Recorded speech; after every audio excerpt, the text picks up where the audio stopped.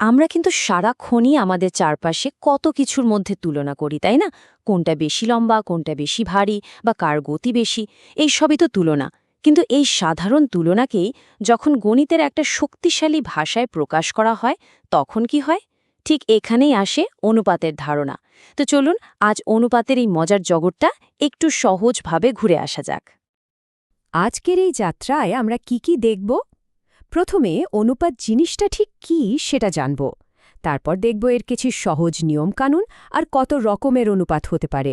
ভগ্নাংশের সাথে এর সম্পর্কটা কি সেটাও খুঁজে বের করব। আর সবশেষে আমাদের প্রতিদিনের জীবনে এটা আসলে কতটা কাজে লাগে তার কিছু দারুণ উদাহরণ দেখব। তো একদম শুরুতে আসা যাক, অনুপাত আসলে কি? খুব সহজ করে বললে এটা হলো তুলনা করার একটা ভাষা। আমরা তো সারা দিনই এটা ওটার সাথে তুলনা করি, তাই না? অনুপাত ঠিক সেই কাজটাকেই একটা গাণিতিক চেহারা দেয়। ব্যাস এটুকুই। কিন্তু কথা হলো, এই যে আমরা তুলনা করি, এটাকে গণিতের ভাষায় লিখব কি করে? মানে দুটো একই রকম জিনিসকে ফর্মালি তুলনা করার উপায়টা কি?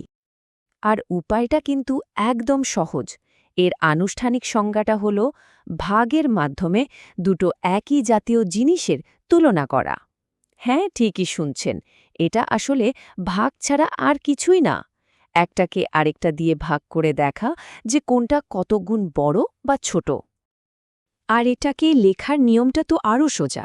যে দুটো জিনিসের তুলনা করছেন তাদের মাঝখানে শুধু একটা কোলন চিহ্ন বসিয়ে দিন। ব্যাস, হয়ে গেল অনুপাত।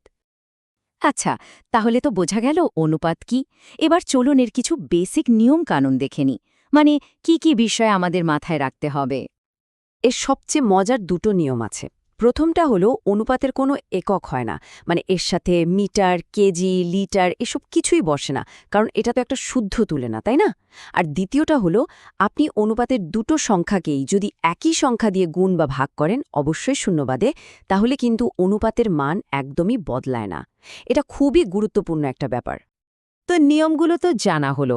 এখন চলুন দেখি এই অনুপাতেরও যে একটা পরিবার আছে, মানে কত রকমের অনুপাত হতে পারে।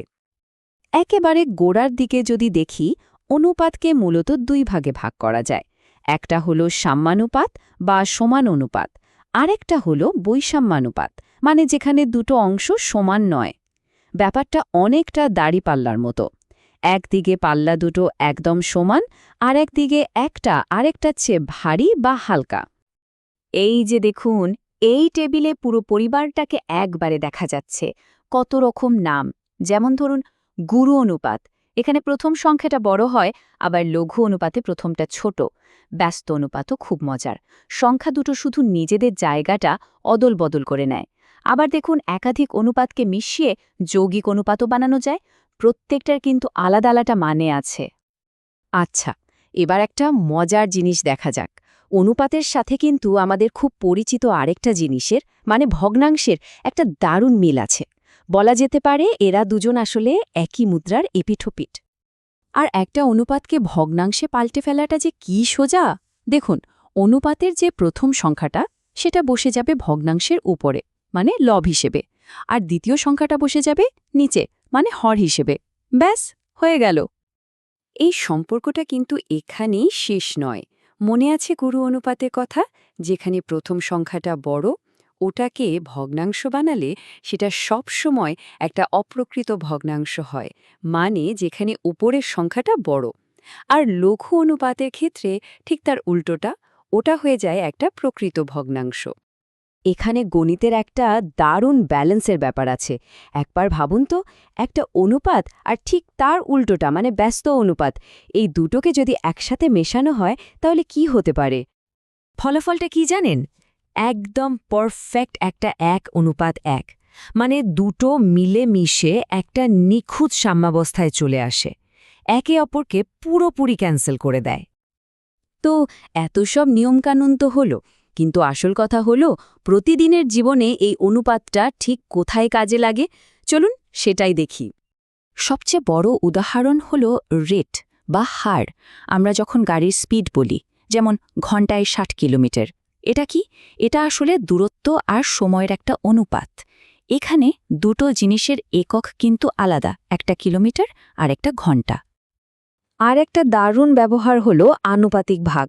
ধরুন শরবত বানাচ্ছেন, কতটা জলের সাথে কতটা চিনির সিরাপ মেশাবেন, এই হিসাবটা কিন্তু একটা অনুপাত। কিংবা ধরুন কোনো ব্যবসায় পার্টনাররা লাভ ভাগ করে নিচ্ছে, সেটাও তো একটা নির্দিষ্ট অনুপাতেই হয়, তাই না? তাহলে মূল কথাটা কি দাঁড়ালো? অনুপাত আসলে আমাদের চারপাশের সব কিছুকে তুলনা করার একটা সার্বজনীন ভাষা। সেটা রান্নাঘরের রেসিপি হোক বা হাইওয়ের স্পিড লিমিট, সবখানেই এর ব্যবহার। তাহলে এই আলোচনার শেষে একটা প্রশ্ন রেখে যাই। এবার থেকে চারপাশের দৈনন্দিন তুলনাগুলোর দিকে তাকালে কোনগুলোর মধ্যে একটা করে অনুপাত খুঁজে পাওয়া যাবে বলে মনে হয়?